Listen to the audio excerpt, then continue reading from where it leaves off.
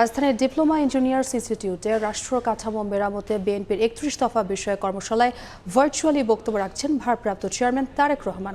সরাসরি যাচ্ছি সেখানে। কেন আপনারা এই বিষয়গুলো আলোচনা করেছেন? খুব সহজভাবে যদি বলতে হয়, আপনারা যেই নেতৃবৃন্দ আজকে আমার সামনে বসে আছেন, থানা বা উপজেলা পর্যায়ে বা পৌরসভা পর্যায়ের নেতৃবৃন্দ, আপনারা কিন্তু প্রতিনিয়ত মানুষের সাথে, সাধারণ মানুষের সাথে উঠছেন, বসছেন, কথা বলছেন, দেখছেন, জানছেন, শুনছেন তাদের কাছ থেকে, এবং তাদের চিন্তা ভাবনার রিফ্লেকশন গুলোই কিন্তু আপনাদের প্রশ্নের মাধ্যমে উঠে এসেছে। এখন প্রিয় সহকর্মীবৃন্দ, আলোচনায় মোটামুটি ভাবে আপনারা বুঝতে পেরেছেন যে আমরা ৩১ দফার মাধ্যমে দেশ এবং দেশের মানুষকে নিয়ে ভবিষ্যতে কি চিন্তা করছি, কিভাবে রাষ্ট্রের কাঠামোর কিছু মেরামত করা সম্ভব হয়। আমরা বিগত যেই পলাতক স্বৈরাচারের বিরুদ্ধে দল মত নির্বিশেষে, শ্রেণী পেশা নির্বিশেষে প্রতিটি মানুষ আমরা দেখেছি কিভাবে জুলাই আগস্ট মাসে নেমে এসেছিলেন রাজপথে।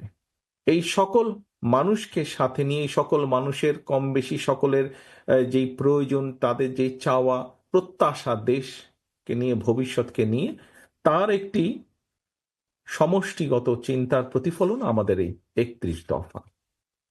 আপনাদের কথাবার্তাতেও সেগুলি আসছে। এখন প্রিয় সহকর্মীবৃন্দ, এই বিষয়গুলোকে নিয়ে আপনারা আজকে যা সারাদিন আলোচনা নিজেরা করেছেন, যা জেনেছেন, যা শুনেছেন, যা বুঝেছেন, এগুলো আমাদেরকে কিন্তু নিয়ে যেতে হবে আরো প্রান্তিক পর্যায়ের মানুষের কাছে, প্রান্তিক পর্যায়ের মানুষের কাছে নিয়ে যেতে হবে।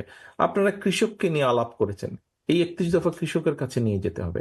আপনারা মহিলা নারী সমাজকে নিয়ে আলাপ করেছেন, এই নারী নেতৃত্ব শুধু নয়, পুরুষ নেতৃত্ব, সকলকে, নারীদের কাছে, প্রান্তিক পর্যায়ে নারীদের কাছে যেতে হবে।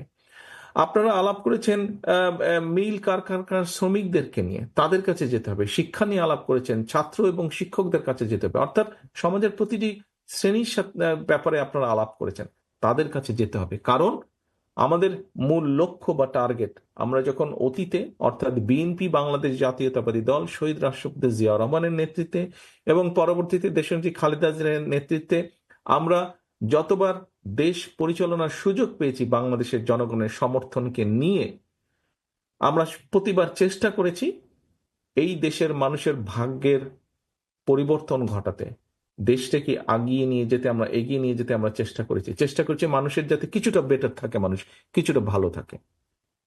প্রিয় সহকর্মীবৃন্দ, আমি প্রায় একটি কথা বলি, আজকেও আপনাদের সামনে তুলে ধরতে চাই কথাটি।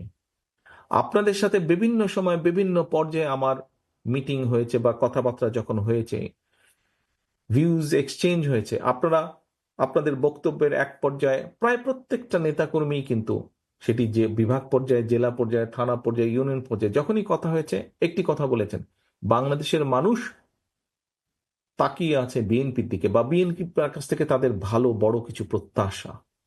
প্রিয় সহকর্মীবৃন্দ, কোটি কোটি মানুষের যখন প্রত্যাশা থাকে, তখন সেই দায়িত্বটি কিন্তু অনেক বড় থাকে।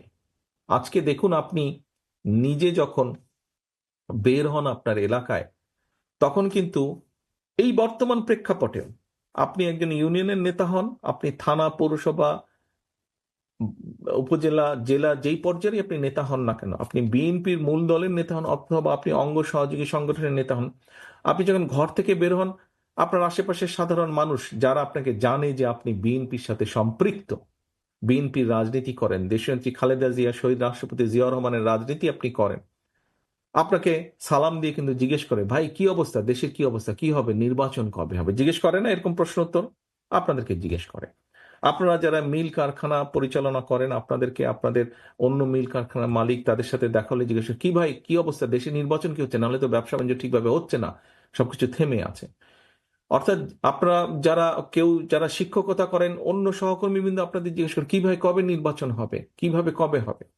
কেন আপনাদেরকে জিজ্ঞেস করে? আর তো কাউকে জিজ্ঞেস করছে না, অন্য কাউকে জিজ্ঞেস করছে না, কিন্তু আপনাকে জিজ্ঞেস করছে, আপনি বিএনপির নেতা হিসাবে আপনাকে জিজ্ঞেস করছে, বা বিএনপির কর্মী হিসাবে আপনাকে জিজ্ঞেস করছে। এ কারণেই জিজ্ঞেস করছে, কারণ প্রত্যাশাটাই আপনাদের কাছে, প্রত্যাশাটাই আপনাদের কাছে। তারা মনে করে যে হ্যাঁ, কিছু ভালো কিছু করতে পারলে বিএনপি করতে পারবে। অধিকাংশ মানুষের, আমি বলছি না 100%, বাট দেশের অধিকাংশ মানুষের এরকমই প্রত্যাশা, এরকমই বিশ্বাস, এরকমই ধারণা। এখন সহকর্মীবৃন্দ, আপনারা এখানে উপস্থিত প্রত্যেকে এক একজন রাজনৈতিক কর্মী। একজন রাজনৈতিক কর্মী অথবা একটি রাজনৈতিক দলের সবচেয়ে বড় সফলতা কি?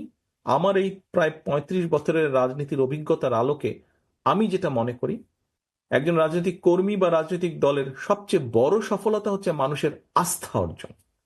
মানুষের আস্থা অর্জন। এই যে আপনি যখন বের হন, যেই কথাটি বললাম, আপনি যখন বের হন মানুষের সালাম পাচ্ছেন, আপনি দেখুন আপনার নাম যদি ধরেন, আপনার নাম কাশেম, আপনার আশেপাশে সমাজের, আপনার সামাজিকভাবে আপনার আশেপাশে অনেক কাশেম আছে। কয়জন কাশেমকে দেখলে মানুষ দৌড়ে এসে সালাম দিচ্ছে অথবা কথা বলছে? ভার্চুয়ালি বক্তব্য রাখছিলেন বিএনপির ভারপ্রাপ্ত চেয়ারম্যান তারেক রহমান। আমরা তখন সরাসরি যুক্ত ছিলাম সেখানে।